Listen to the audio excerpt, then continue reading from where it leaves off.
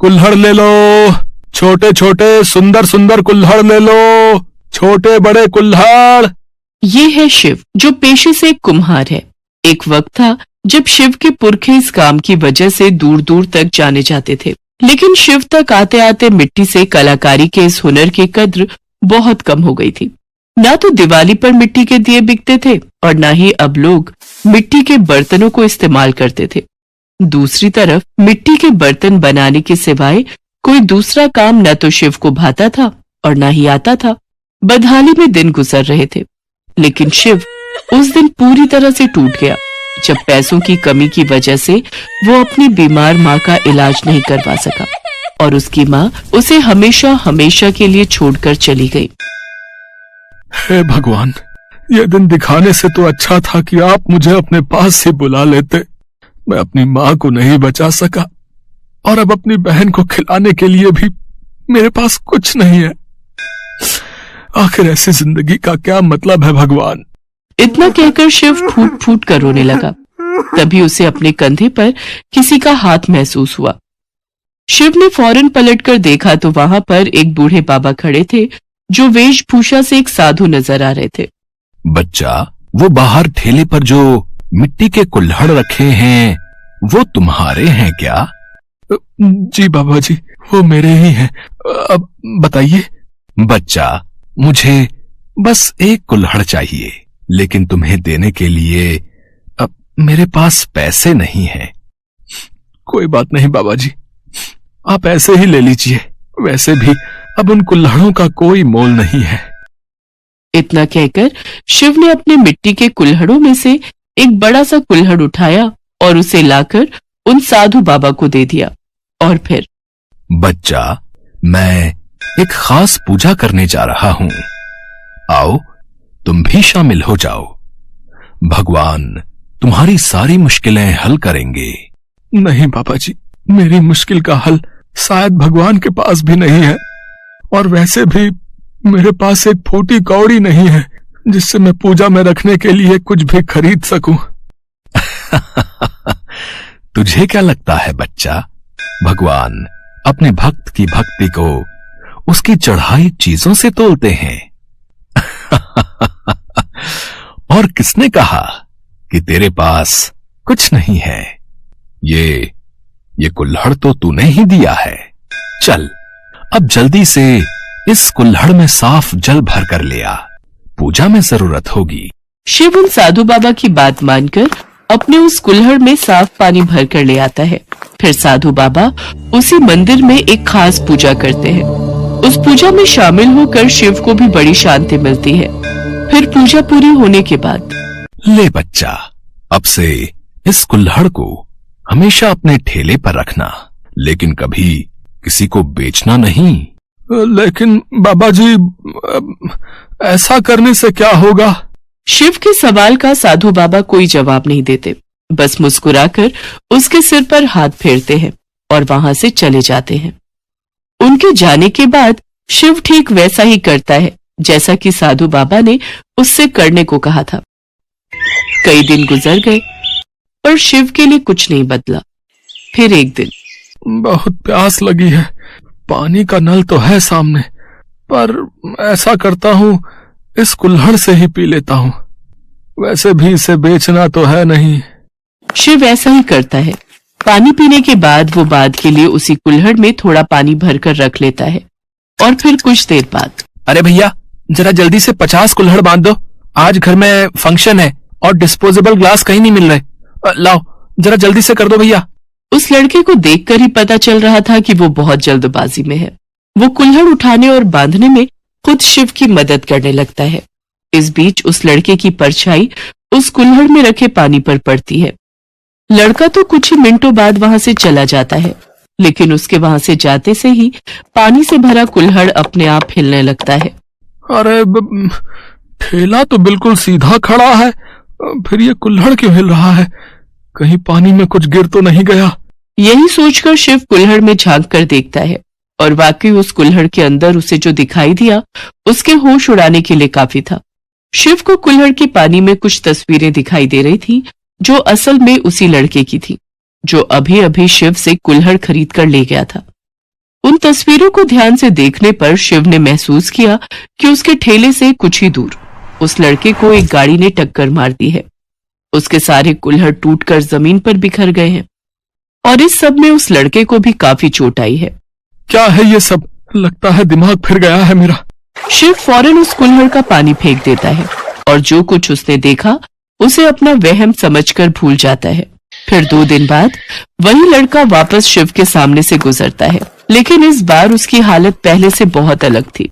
अरे भैया, ये क्या हो गया? बस क्या बताऊं भैया, उस दिन आपसे कुल्हड़ लेकर अच्छा भला घर जा रहा था, बस यहीं थोड़ा आगे एक गाड़ी ने टक्कर मार दी। ना मैं टाइम पर घर पहुंचा और ना ही कुल्हड़। उस लड़के की बात सुनकर शिव हैरान रह जाता है। फिलहाल तो उसे कुछ समझ नहीं आ रहा था, लेकिन फिर जैसे ही उसे साधु बाबा की याद आई तो उसके चेहरे पर खुद ब खुद एक मुस्कुराहट आ गई। जरूर इस कुल्हड़ में तो कुछ खास है। उस लड़के के साथ जो हुआ, जैसे हुआ, वो सब मैंने पहले ही देख लिया था। तो इसका मतलब ये कुल्हड़ जरूर लोगों का भविष्य बताता है, लेकिन कैसे?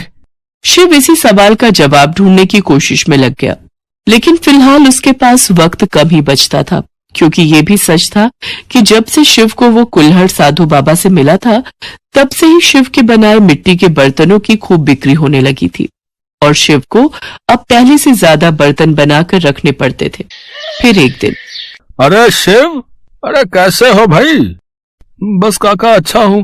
आप बताइए, अब तो ठंड का मौसम है तो चाय नाश्ता तो खूब बिकता होगा इन दिनों।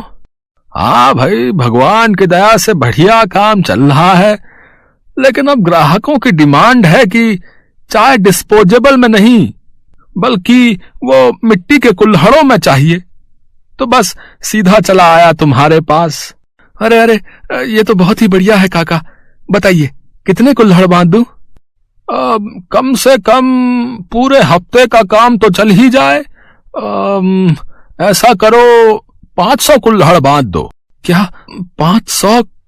काका इतने तो नहीं है अभी, पर मैं कल सुबह तक सारे बनाकर खुद ही पहुंचा दूंगा। हाँ ठीक है, ये भी सही है। बड़ी प्यास लगी है, ये पानी पी लूं क्या? हाँ काका, लीजिए ना। इतना कहकर शिव ने पानी से भरा कुल्हड़ आगे बढ़ा दिया। पानी पीते हुए उस आदमी की परछाई कुल्हड़ में रखे पानी पर पड़ी और फिर वही हुआ जिसकी शिव को उम्मीद थी। उस आदमी के जाने के बाद शिव ने उस कुल्हड़ के अंदर झांक कर देखा। उसके अंदर बचे हुए पानी में शिव को फिर से कुछ तस्वीरें दिखाई देने लगी, जिसमें उस आदमी की दुकान में आग लगती हुई दिखाई दे रही थी। इस बार शिव ने देरी नहीं की और फौरन जाकर उस आदमी को आगाह कर दिया और फिर, अरे शिव, बहुत ही अच्छा हुआ जो तुम्हारे कहने पर सब कुछ चेक कर लिया मैंने। इन कमबख्तों ने गैस चालू छोड़ दी थी, अगर ना देखता तो ना दुकान बचती और ना मैं। शिव ने उस आदमी को बहुत बड़े नुकसान के साथ साथ मौत से भी बचाया था, जिसके बदले में उसने रमेश को खूब सारे पैसे देकर उसे शुक्रिया कहा। और इस सब में शिव को इतना तो समझ आ ही गया था कि अब उस जादुई कुल्हड़ के सहारे उसका वक्त बदलने लगा है। बहुत जल्द शिव एक कुम्हार से ज्योतिषी बन गया और लोगों को उनके भविष्य के बारे में बताने लगा, जिसके बदले वो लोगों से मोटी फीस वसूलने लगा। शिव की बताई हर बात सच साबित होती थी। यही वजह थी कि उसका ये धंधा दिन दूनी और रात चौगुनी तरक्की करने लगा। शिव के पास अब पैसों की कोई कमी नहीं थी। उसने अपनी छोटी बहन की शादी बड़े धूमधाम से की। वक्त बीत रहा था, जिसके साथ अब सब कुछ बदल रहा था। शिव ने कुम्हारी का काम पूरी तरह से छोड़ दिया। उसकी कमाई दिनों दिन बढ़ती जा रही थी, साथ ही लालच भी। कमाल है, ये मैंने अब तक क्यों नहीं सोचा। जब मैं इस जादुई कुल्हड़ की मदद से सबका भविष्य बता सकता हूँ, तो अपना भी तो देख सकता हूँ। यही सोचकर शिव ने उस कुल्हड़ में पानी भरकर उसके अंदर झांका और फिर जब वो कुल्हड़ हिलने लगा तो वापस उसके अंदर अपना भविष्य देखने की कोशिश की। लेकिन इस बार उसे जो दिखाई दिया वो शिव के लिए बहुत डरावना था। शिव ने देखा कि वो फिर से गरीब हो गया है। पहले की तरह एक टूटी फूटी झोपड़ी में रह रहा है और उसके पास खाने पीने तक के लाले हैं। नहीं, क्या बकवास है। ये सच नहीं हो सकता। सब मुझे भगवान कहकर मेरी पूजा करते हैं और इस कुल्हड़ की इतनी हिम्मत कि ये मुझे गरीब दिखा रहा है। उस कुल्हड़ में अपने फटेहाल भविष्य को देखकर शिव गुस्से से पागल हो जाता है वो गुस्से में उस जादुई कुल्हड़ को उठाकर जमीन पर पटक देता है, जिससे वो कुल्हड़ चकनाचूर हो जाता है। फिर अगले ही पल, अरे ये मैंने क्या कर दिया? ये कुल्हड़ तो टूट गया। अब मैं लोगों को उनका भविष्य कैसे बताऊंगा? मेरा धंधा वो तो चौपट हो जाएगा। शिव का डर सही साबित हुआ।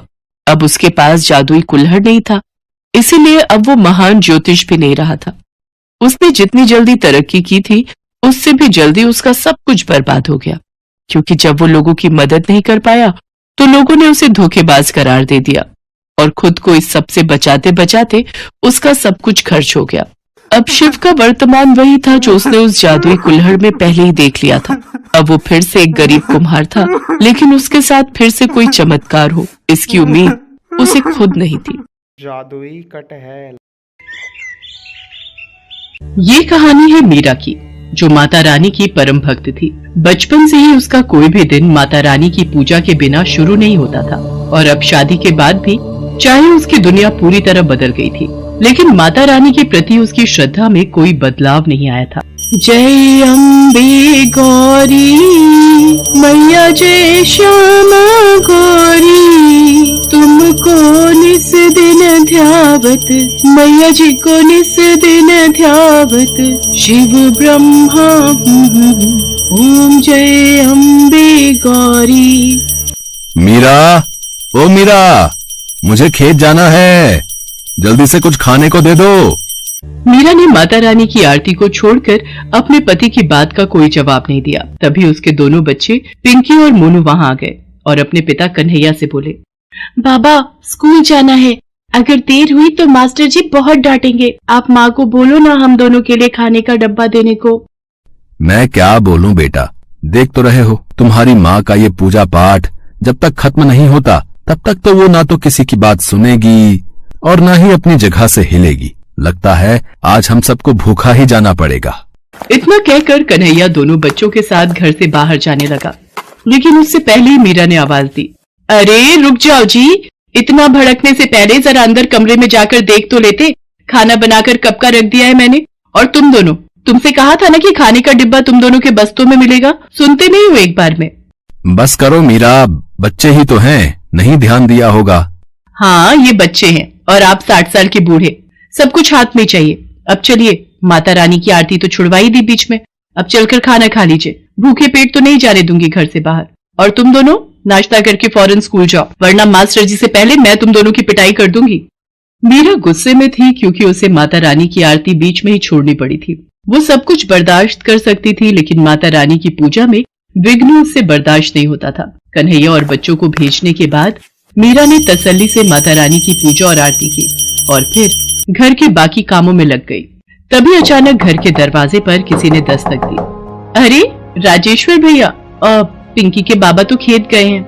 हाँ भाभी, मैं खेत से ही आ रहा हूँ। वो कन्हैया, उसे सांप ने काट लिया भाभी, पता नहीं कहाँ से आ गया खेत में, एकदम काला और बड़ा सांप था। ये क्या कह रहे हो भैया, पिंकी के बाबा ठीक तो है, कहाँ है वो?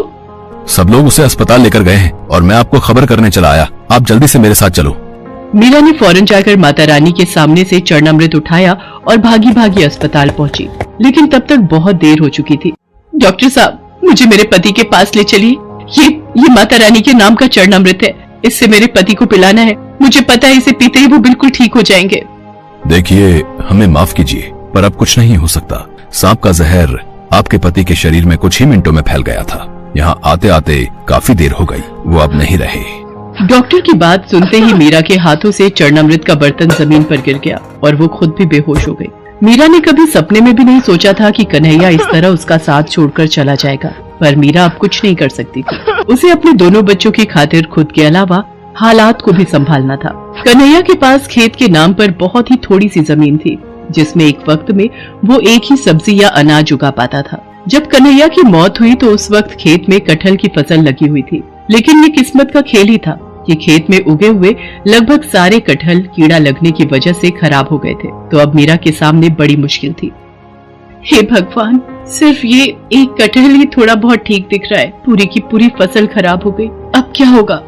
मीरा उदास मन से उस कटहल को लेकर घर पहुंची। उसके मन में यही उधेड़-बुन थी कि वो अब खेत में क्या बोएगी और बीज खरीदने के लिए उसके पास पैसे कहां से आएंगे। इसी बीच उसकी नजर अपने पूजा घर पर पड़ी, जहाँ माता रानी के सामने भोग का बर्तन बिल्कुल खाली था। हे माता रानी, ये मुझसे कैसा पाप हो गया। जल्दी खेत जाने के चक्कर में माता रानी को भोग लगाना ही भूल गई। माफ करना माँ, मैं अभी भोग के लिए कुछ बना कर लाती हूँ। मीरा फौरन रसोई में गई, लेकिन राशन के सारे डिब्बे पूरी तरह से खाली हो चुके थे। कन्हैया के जाने के बाद से ही हालात खराब होते चले गए। घर का सारा राशन खत्म हो चुका था, तो अब ना तो मीरा और उसके बच्चों के लिए कुछ खाने को था और ना ही माता रानी का भोग बनाने के लिए, सिवाय उस एक कटहल के जो मीरा अपने खेत से लेकर आई थी। हे माता रानी, मुझे भागन को माफ करना। सिवाय इस एक कटहल के मेरे पास और कुछ भी नहीं है जिससे मैं आपको भोग लगा सकूं। मुझ गरीब पर दया करो माँ, और इस भोग को स्वीकार करो। मीरा ने रोते हुए उस कटहल को माता रानी के सामने रख दिया और फिर पूरी श्रद्धा के साथ माता रानी की पूजा की। दोनों बच्चे भी उसके साथ माता रानी के सामने हाथ जोड़े बैठे रहे। फिर माता रानी की आरती के बाद, माँ अब तो आरती हो गई ना, मुझे माता रानी का प्रसाद दो ना जल्दी से, बहुत भूख लगी है, सुबह से कुछ भी नहीं खाया। नन्ही से मोनू की बात सुनकर मीरा को और भी रोना आ गया। उसे समझ नहीं आ रहा था कि आखिर वो उस कच्चे कटहल को बिना पकाए अपने बच्चों को कैसे खिलाए, लेकिन फिर भी उसने कटहल को माथे से लगाया और उसे काटने लगी। हे माता रानी, काश ये कटहल थोड़ा बहुत पक गया हो ताकि मेरे बच्चे कुछ तो खा सके। इसी उम्मीद के साथ मीरा ने पूरा कटहल काट दिया और ऐसा करते ही उसकी आंखें चमक उठी। हालांकि वो कटहल खाने लायक तो नहीं था, लेकिन फिर भी उसके अंदर कुछ ऐसा था जो बहुत ही अनोखा था। माँ, इस कटहल के बीज इतने क्यों चमक रहे हैं? क्योंकि ये बीज सोने के हैं पिंकी, ये जरूर माता रानी का चमत्कार है। मीरा ने माता रानी के सामने सिर झुकाया और फिर तुरंत ही उस कटहल से सारे बीज बाहर निकाल लिए। वो सारे के सारे बीज खालिद सोने के थे। मीरा ने उनमें से एक बीज गांव के सुनार के पास जाकर बेच दिया। उस बीज के बदले मीरा को काफी सारे पैसे मिल गए, जिससे सबसे पहले मीरा ने बच्चों को पेट भर खाना खिलाया और फिर घर के लिए काफी सारा राशन भी खरीद लिया। माँ, माता रानी ने सब ठीक कर दिया ना? अब तो हमारे पास इतने ही सारे सोने के बीज हैं, तो हमें कभी कोई परेशानी नहीं होगी। अब तो हम बिना कुछ किए ही हमेशा खाना खा सकते हैं, है ना? नहीं बेटा, भले ही माता रानी का आशीर्वाद हमारे साथ है, पर हमें मेहनत का साथ नहीं छोड़ना चाहिए। मीरा जानती थी कि उसे उन सोने के बीजों का क्या करना है। उसने अगले ही दिन जाकर सबसे पहले अपना पूरा खेत साफ किया और फिर वो सारे सोने के बीज उस खेत की मिट्टी में बो दिए और देखते ही देखते कुछ ही दिनों में वहाँ कटहल के नए पेड़ उगाए। मीरा ने उन सभी पेड़ों का बहुत अच्छे से ख्याल रखा और फिर कुछ ही दिनों बाद उन सभी पेड़ों पर काफी बड़े बड़े कटहल भी उगने लगे। पिंकी, ले बेटा, फिलहाल ये कटहल खाने लायक हो गया है, इसे अलग ले जाकर रख दे, शाम को घर ले जाएंगे। माँ, एक बात तो बताओ, ये सारे पेड़ तो उन्हीं सोने के बीजों से उगे हैं ना, तो क्या इन सारे कटहलों में भी सोने के बीज निकलेंगे? हाँ बेटा, माता रानी का आशीर्वाद रहा तो ऐसा जरूर हो सकता है। मीरा की बात सुनकर पिंकी बहुत खुश हो गई, लेकिन पास ही खड़े गांव के मुखिया के कान एकदम से खड़े हो गए। अच्छा, तो ये बात है, तभी मैं सोचूं कि ये कन्हैया की लुगाई के पास खेती करने के पैसे आए कहाँ से। जरूर ये कोई जादू का चक्कर है, लेकिन जो भी हो, बात सोने की है तो मुझे कुछ तो करना ही पड़ेगा। मुखिया एक नंबर का लालची आदमी था। वो सारा दिन मीरा के खेत के आसपास ही मंडराता रहा और फिर शाम के वक्त जैसे ही मीरा खेत से घर गई तो मुखिया ने अपने कुछ आदमियों के साथ मिलकर मीरा के खेत से सारे कटहल चुरा लिए और उन सबको अपने घर लेकर आ गया। मुखिया ने अपने घर के सभी सदस्यों को उन कटहलों को काटने में लगा दिया, लेकिन उनमें से एक भी कटहल में सोने का नामो निशान नहीं था। दूसरी तरफ मीरा जो एक कटहल अपने घर लेकर गई थी, उसे उसने पहले की तरह ही सबसे पहले माता रानी को भोग लगाया और फिर पिंकी ने उसे काटा। माँ देखो, देखो माँ, इस कटहल में भी सोने के बीज है। पिंकी की बात एकदम सही थी। एक ही खेत से निकले कटहलों में आया ये अंतर कुछ और नहीं बल्कि इंसान की अलग अलग फितरत का नतीजा था। मुखिया लालची था, उसे किसी तरह बस सोना चाहिए था, इसीलिए उसे कुछ नहीं मिला। जबकि मीरा मेहनती होने के साथ साथ माता रानी की भक्त भी थी, जिसका फल उसे ऐसे ही कटहलों के रूप में आगे भी मिलता रहा।